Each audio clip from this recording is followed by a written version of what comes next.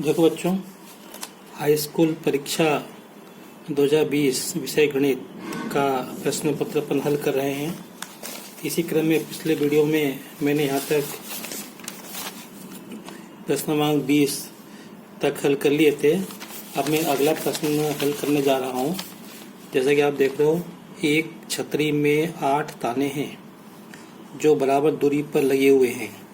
छतरी को 45 सेंटीमीटर त्रिज्या वाला एक सपाट वृत्त मानते हुए उसकी दो क्रमागत तानों के बीच का क्षेत्रफल ज्ञात करो। जैसा कि आपने देखा हो, जब अपन छतरी खोलते हैं तो क्या होता है, कपड़ा झुक जाता है ना। अब इनका कहना ये कि उसको अपने को सपाट वृत्त मानना है। देखो मैं कर रहा हूँ, ये वृत्त है और उसमें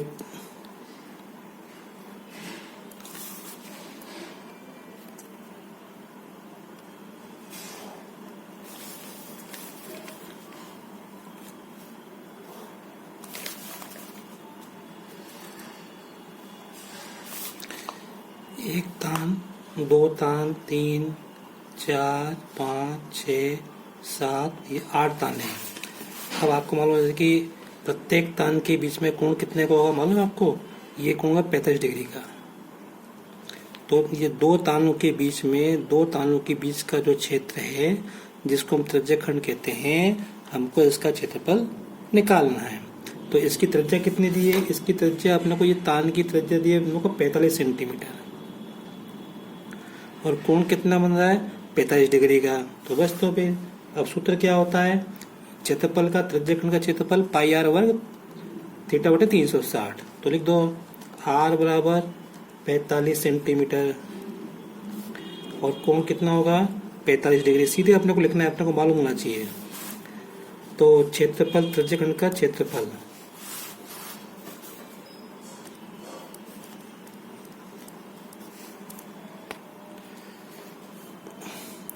बस अब इसमें मान रख दो। तो पाई का मान रख दो 22/7। आर के स्थान पे 45 दो बार लिख दो, 45 गुना 45। थीटा के स्थान पे 45 बटे 360। अब देखो, ये 45 से कट जाएगा, 9 से काट दे, 9 पंजे 45, 9 चौक 36, 0, फिर 5 एकम 5, 5 40। अब देखो, ये 8 से ये 22 कट जाएंगे, 2 चौक 8 और 11 12। तो क्या बचा? 11 गुना 45 गुना 45। 45 का 45 में गुना करेंगे तो कितने आएंगे? 2025 बटे 7 चौका 28। बस अब इसका इसमें गुणा करना। तो 11 पंजे 55 की 5 हंसले 5, 11 दूनी 22, 27 के साथ हंसले 2, 27 के 27 आएंगे, 11 दूनी 22 बटे 28। अब 28 का भाग इसमें देना है। तो ये होगा वर्ग सेंटीमीटर। अब इसमें भाग देंगे तो ये आएगा अपना 795.53 वर्ग सेंटीमीटर। अब इसी का 8वां प्रश्न देखो। ये अपने को एक 14 सेंटीमीटर भुजा का वर्ग दिया है और इसमें दो अर्धवृत्त हैं, एक अर्धवृत्त ये, एक अर्धवृत्त ये है। और तो अपने को क्या निकालना है इसमें? ये छायांकित भाग, इसका क्षेत्रफल हमको निकालना है। समझिए ना। देखो इस तरह से ये वर्ग है, तो एक ये वृत्त इस तरफ है और एक वृत्त ये इस तरफ है। तो बाकी जो ये बीच का क्षेत्र, इसका अपने को क्षेत्रफल निकालना है। तो देखो क्या करेंगे। मेरा आपसे कहना है कि परीक्षा में चित्र बनाने में अपना समय खराब करने की जरूरत नहीं है। तो ये तो दिया हुआ है, अब तो अपने को लिखना है। तो देखो, ये कितनी है? 14 सेंटीमीटर। तो ये जो वृत्त की त्रिज्या कितनी हो जाएगी? वृत्त की त्रिज्या हो जाएगी कितनी? 7 सेंटीमीटर। तो अपन क्या करेंगे, अपन ये वर्ग का क्षेत्रफल निकाल लेंगे। वर्ग का क्षेत्रफल क्या होता है? ए वर्ग होता है। और यहाँ से ये जो अर्धवृत्त है इसका क्षेत्रफल निकाल लेंगे, उसमें 2 का गुणा कर देंगे। देखो कैसे करेंगे। वर्ग का क्षेत्रफल ए वर्ग, ए का मतलब 14।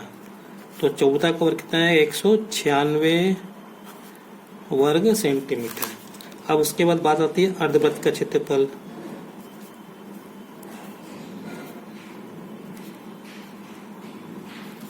तो वृत्त का क्षेत्रफल क्या होता है, पाई आर वर्ग होता है। तो अर्धवृत्त का क्षेत्रफल क्या होगा, पाई आर वर्ग बटे 2। अब ये एक अर्धवृत्त का क्षेत्रफल है, यहाँ पे दो अर्धवृत्त हैं और दोनों समान है।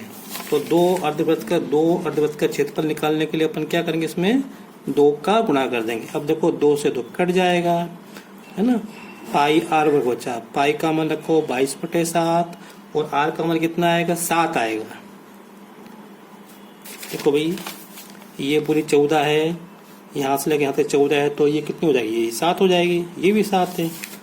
तो बस अब 7 से 7 कट जाएंगे, 22 सत्ते 154 वर्ग सेंटीमीटर। तो अब छायांकित भाग का क्षेत्रफल कैसे निकलेगा, ये पूरा क्षेत्रफल 196 आया और इन दोनों का क्षेत्रफल कितना है, 154 आया। तो 196 में से 154 घटा दो, तो छायांकित भाग का तो ये आया 42 वर्ग सेंटीमीटर। हमारे इस प्रश्न का उत्तर हो गया। अब अगला प्रश्न देखते हैं। ये दिया 22वां प्रश्न दिया है, ये अपने को द्विघात समीकरण दिया है, इसमें ये k का मान निकालना है। और क्या दिया, द्विघात समीकरण के मूल बराबर हैं। मूल बराबर इसका मतलब क्या होता है, b² - 4ac बराबर 0।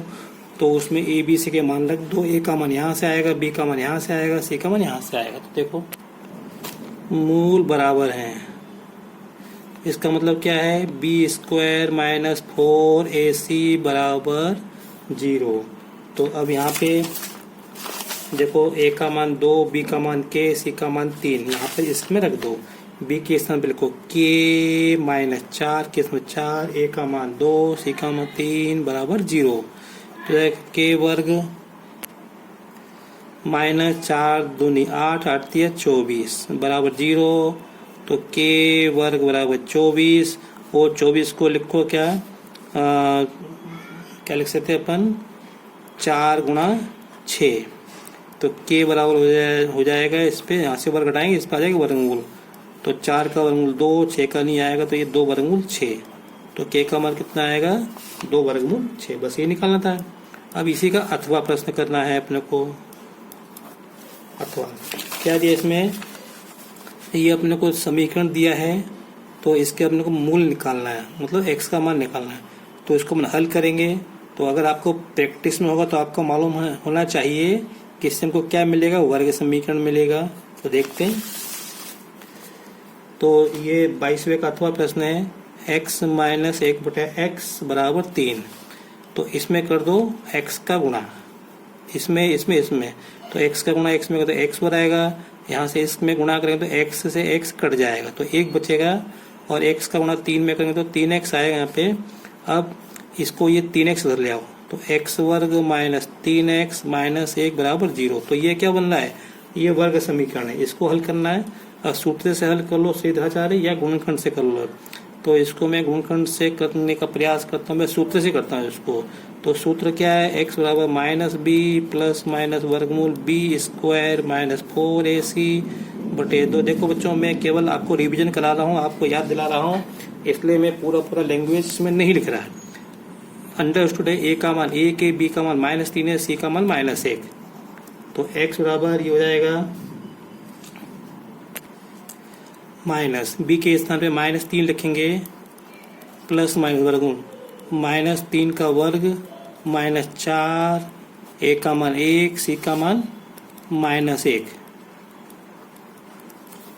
बटे 2 गुणा 1।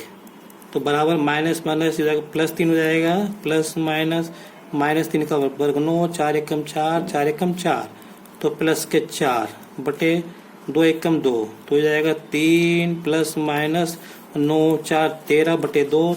तो अब यहाँ पे 13 का वर्गमूल अपन नहीं निकाल सकते, इसको ऐसे ही लिखा दो। तो अब इसको एक बार लेने प्लस चिन्ह लेने पर, एक बार माइनस चिन्ह लेने पर, तो x बराबर आएगा 3 + वर्गमूल 13 बटे 2। यहाँ पे माइनस लेने पर x बराबर 3 - वर्गमूल 13 बटे 2। बस ये हमारा उत्तर हो गया।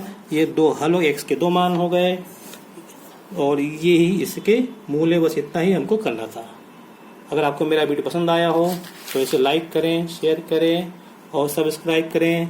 इन प्रश्नों का अभ्यास करते रहें और अपनी कॉपी में नोट कर लें। Thank you very much.